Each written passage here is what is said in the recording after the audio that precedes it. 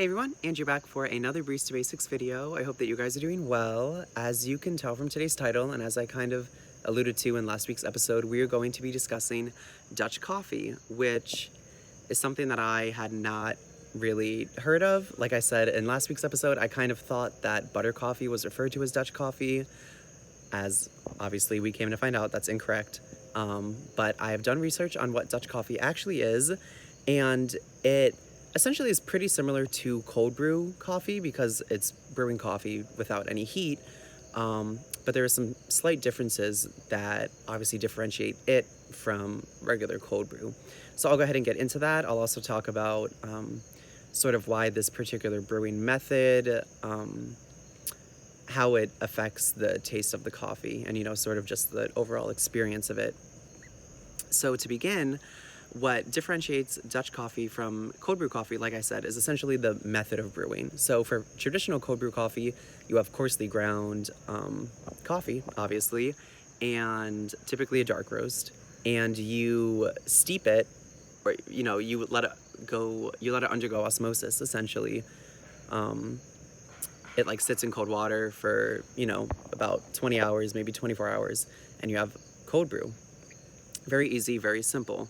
Now, Dutch coffee is quite similar, like I said, to cold brew because it doesn't utilize any heat, but what differentiates it is the fact that first of all, the coffee grounds are much more finely ground, and it's like literally ice water is dripped over the coffee, and this process occurs, anywhere on average from like 3 to 12 hours.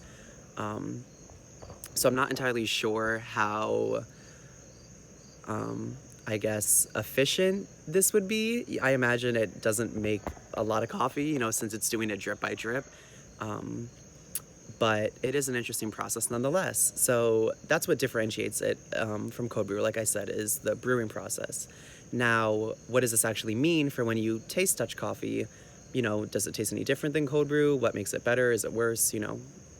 These are valid questions, and I can try to answer some of them.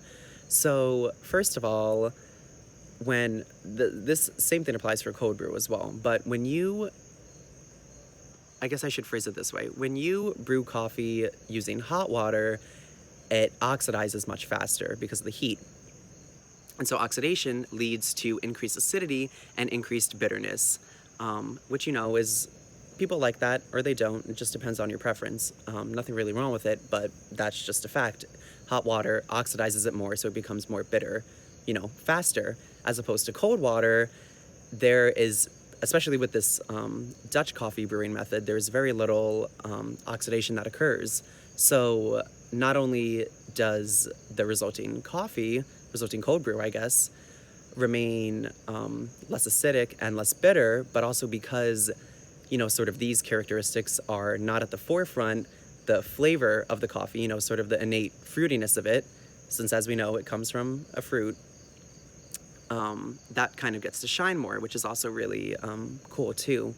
Now, also something I read was that Dutch coffee, and I guess this would also apply for cold brew too, is healthier in the sense when you're trying to count calories. Apparently there's not a very high caloric content for that because the fat in the coffee bean grinds are insoluble in cold water, so it doesn't really get incorporated. So that's another really beneficial aspect of Dutch coffee, which I found was pretty interesting. I guess I should also maybe just talk a little bit about the origin of Dutch coffee as well. I found a website online. It had the end of it ended in .nl, so I think that stands for Netherlands, if it's a website from the Netherlands.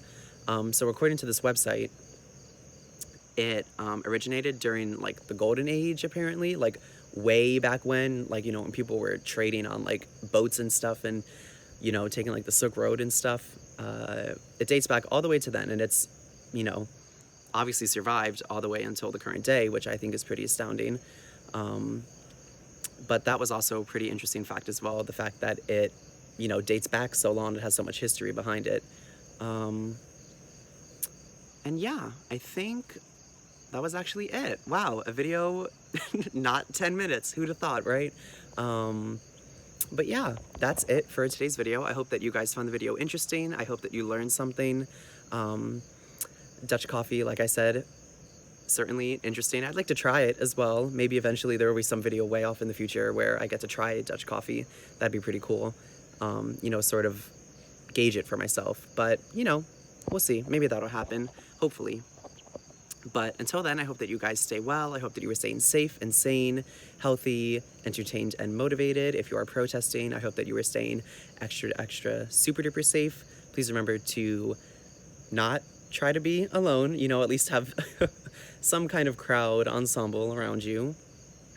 And always make sure to have a trustworthy emergency contact, you know, a family member, a friend, whomever, or two on standby in case something goes awry. Also, please remember to continue to support Lebanon. The explosion in the port of Beirut is still unimaginably devastating for that country.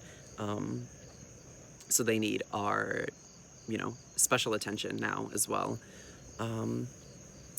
And yeah, that's about it. I hope that you guys are staying well, like I said, and I will see you guys next week for another Barista Basics video.